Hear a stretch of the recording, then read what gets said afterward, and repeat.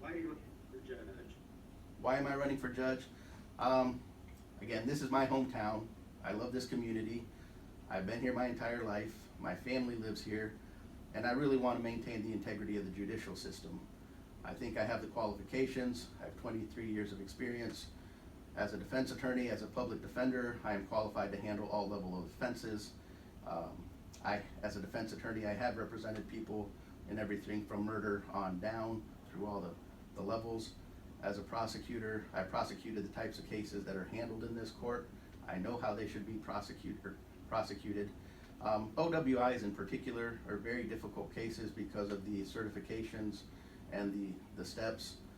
The instrument, that's used to give someone a breath test has to be certified. The prosecutor has to, at trial, present all the proper certification. He has to show that the officer who administered the test was properly certified to do so and has kept up with his training. They have to show that the lab techs have gone through their proper training.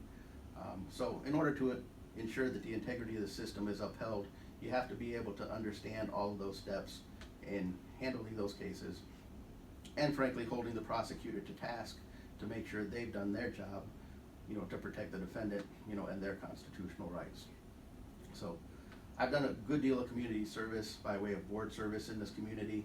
I've been on the Community Foundation Board, United Way Board, Baker Youth Club Board over the years. I really just like to see what's best for our community, and maintaining the integrity of the judiciary I think is very important, especially when you hear attacks on law enforcement, attacks on the judicial system. I don't think we have a lot of the problems that you see in the news on the national level, fortunately. I think we're blessed to have really good law enforcement professionals, from the top down. I think most of our officers have had the training that they need, including the de-escalation training that's being thrown around in the media. I'm on the merit board for the Sheriff's Department, and I know de-escalation training has been on their training schedule for at least 15 to 20 years.